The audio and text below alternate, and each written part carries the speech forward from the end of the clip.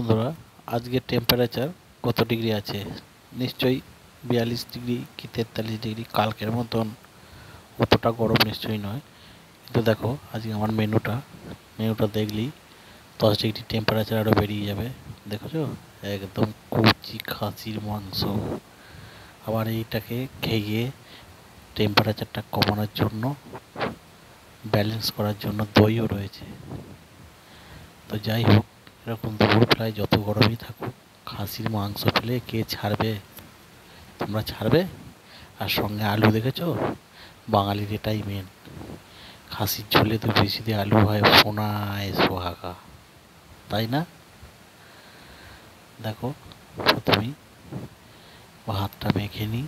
Menu কিন্তু বেশি ছড়াছড়ি নেই, তবুও যেটাই আছে সেটাই এরই মধ্যে যথেষ্ট। চরম হয়েছে খেতে গো। এরকম খাসির মাংস পেলে যত খারাপই হোক সুন্দর হয়ে যাবে। আর যে দেখছো, চ্যাম্পিয়নের মিনিকি রাইস, একদম ঝর্ণার মতন ভাত ঝরছে ঝরঝর ঝরঝর করে। দেখো, একটু আলু মাখা নিয়ে নিলাম। আলু মাখার সঙ্গে খাসির মাংসটা দিয়ে অপূর্ব স্বাদ।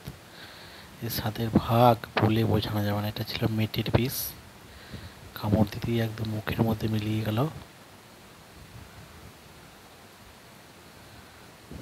একটু লবণ কম হয়েছে, একটু হালকা করে লবণ দিয়ে নিতে হবে। ব্যাস, এই আলুটা কেটে একটু ভাতে মাখিয়ে নিতে হবে। দেখতেই পাচ্ছ, এই মেটের পিসটা মুখে চালান করে দিলাম, মুখে মিলিয়ে গেল, কোনো কথাই নেই। এবার একটু করে ভাতে হালকা করে লবণ দিয়ে দিয়েছি, বিট লবণ।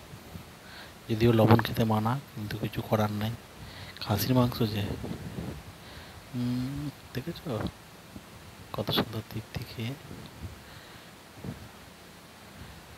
হঠাৎ করে প্রোগ্রামটা হয়ে গেছে খাসির, যদিও কাল রাতেই এটা ছিল প্রোগ্রামটা। ঝোলটা ঢেলে নিলাম, বেশ মোটা করে গ্রেভিটা হয়েছে এবং গ্রেভিটা খুব লাইট হয়েছে, রিচ হয়নি। আর একদম খাসির মাংসটা একদম কচি, ওই 8 কেজি খাসিটার মাংস হয়েছে সেরকম। হাড়গুলো পর্যন্ত মরমর মরমর করে চিবিয়ে খেয়ে নিচ্ছি পোলট্রির মতন। আলু ভাতাটা এই খাসির মাংসের সঙ্গে বেশ মানাছে না, ওই ঝোলটা আর এই আলুটাই বেটার লাগছে। আর এই খাসির মাংসটা খেয়ে হজম করার জন্য, ব্যালেন্সের জন্য দই রয়েছে, আমের চাটনি রয়েছে। তো আজ আমাদের মেনুটা কত সুন্দর হয়েছে দেখতেই পাচ্ছ। দেখো, হাতে দিলেই খুলে যাচ্ছে মাংসটা।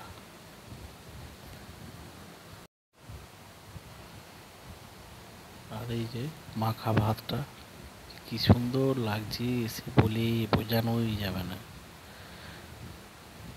দেখো, টানা মাত্র মুখে চলে গেল, হাতে একটু রয়ে গেল।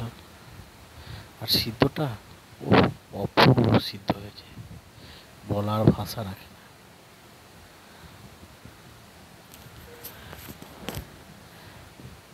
আর যেন মনে হচ্ছে নাই, যাই মুখে দিচ্ছি কর্মর কর্মর করে একদম গুঁড়িয়ে ধুলো।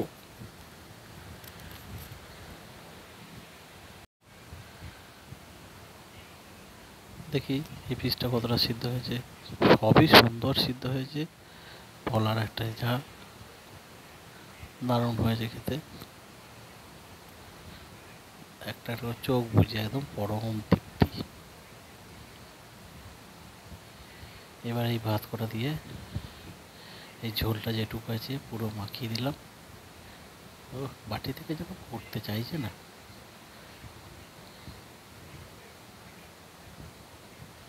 বেশ ভাতটা দারুণ সুন্দর করে মাখানো হয়েছে। এটা কি রে? এটা এলাচ। এলাচ লবঙ্গটা বাদ দিয়ে দিই, নাহলে চিবিয়ে খেতে গেলে বিচ্ছিরি লাগবে খেতে। দারুণ হয়েছে লবণটা দেওয়ার পরে।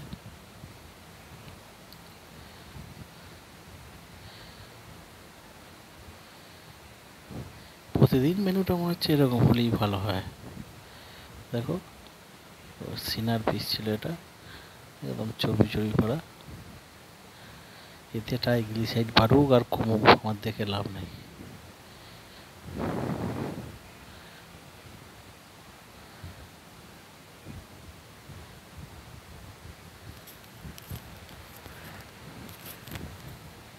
যাই হোক, তাড়াতাড়ি করে ভাতটা শেষ করে দিতে হবে, না করলে হবে না।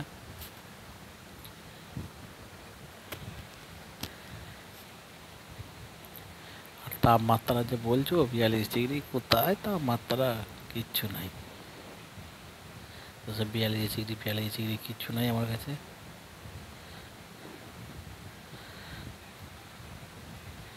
তো হাড় মাংস সব মুখে দেবো কিনা একদম চিবিয়ে, পোলট্রির মাংসর মতন একদম হাড়ের মতন হয়ে যাবে। দেখো খাচ্ছি, কিছু নাই। তবে খাসিটা অপূর্ব টেস্ট, একদম দেশি খাসি।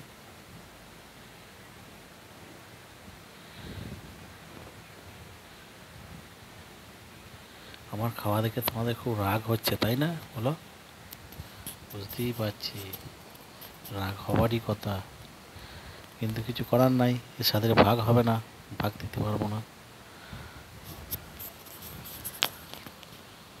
এবার যে এই খাসির মাংসটা খেয়ে টেম্পারেচারটা বেড়ে গেল, এই টেম্পারেচারটাকে ব্যালেন্স করার জন্য এবার যে দইটা দিলাম, দইটা দিলেই টেম্পারেচারটা গল গল গল গল করে গলে জল হয়ে যাবে, একদম সঙ্গে সঙ্গে নিচে নেমে চলে আসবে। এবার এর মধ্যে একটু আলু মাখা দিলাম, বেশ দইটা মাখলাম। দইটা মাখার পরে দেখি খেতে কেমন লাগে। না, একটা কি যেন একটা ঘাটতি রয়েছে, একটু আমের চাটনিটা দিই তো। হ্যাঁ, এইবার ব্যালেন্সটা ঠিক আসবে। এবার দেখি, এবার ঠিক আছে। লঙ্কা ফোড়ন দিয়েছিল,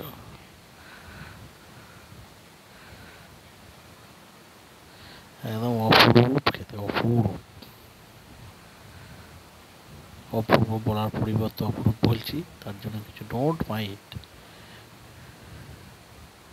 আর আমটাও বেশ খুব সুন্দর মিষ্টি মিষ্টি করা হয়েছে, যার জন্য ভাতটা খেতে খুব ভালো লাগলো। বন্ধু, তোমরা কে কে এমন খেতে পছন্দ করো অবশ্যই জানাবে। তো আমার এই ভিডিওটা কেমন হয়েছে অবশ্যই জানাবে, ঠিক আছে? তো যাই হোক,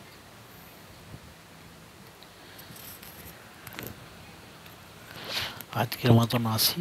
টাটা, বাই বাই।